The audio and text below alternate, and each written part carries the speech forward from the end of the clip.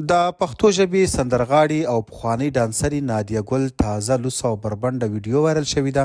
نادیه ګل چې د نیلم ګل خور ده او د نیلم ګل هم وخت ناوخته داسې بې شرمه او بیهوده ویډیوګانې راځي. قدرمن دوستانو، د نادیه ګل دغه تازه ویډیو چا وایرل کړه او خپله نادیه ګل د دې ویډیو په اړه څه وایي؟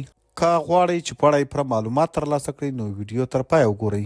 قدرمن دوستانو، موږ نه غوښتل چې د نادیه ګل د دغه نوې تازه وایرل شوې ویډیو په اړه ویډیو جوړه کړو، خو د نادیه ګل دغه لوڅې او بربنډې ویډیو په سوشل میډیا باندې یو اور لګولی او د طوفان په شان خورېږي او موږ ته هم ډیرو ملګرو میسیجونه وکړو چې د نادیه ګل دغه ویډیو موږ ته را پیدا کړه او له موږ سره یې شریکه کړه. خو قدرمن دوستانو، موږ هم مجبوره شو چې د نادیه ګل دغه لوڅه او بربنډه ویډیو را پیدا کړو، اول یې خپله وګورو او بیا یې دلته له تاسو سره شریکه کړو.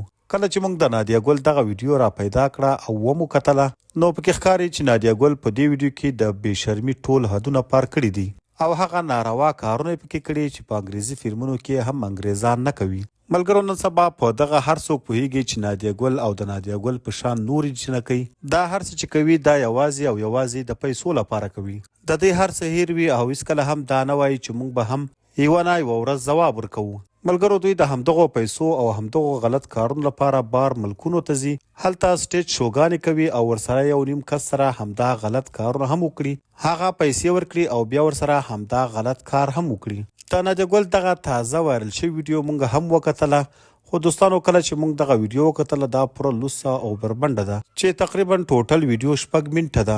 نو موږ هم نشو کولی چې د یوټیوب د پالیسي په وجې دلته له تاسو سره شریکه کړو. که بیا هم د ثبوت لپاره د کوم ملګري په کار وي زموږ چینل سبسکرایب کړئ، موږ ته کمنټ وکړئ، موږ به د نادیه ګل دغه پوره ویډیو تاسو ته درولېږو، تاسو یې پخپله وګورئ او بیا وروسته قضاوت وکړئ. او د نورو داسې تازه او معلوماتي ویډیوګانو دپاره پښتون ټایم یوټیوب چینل همدا اوس سبسکرایب کړئ.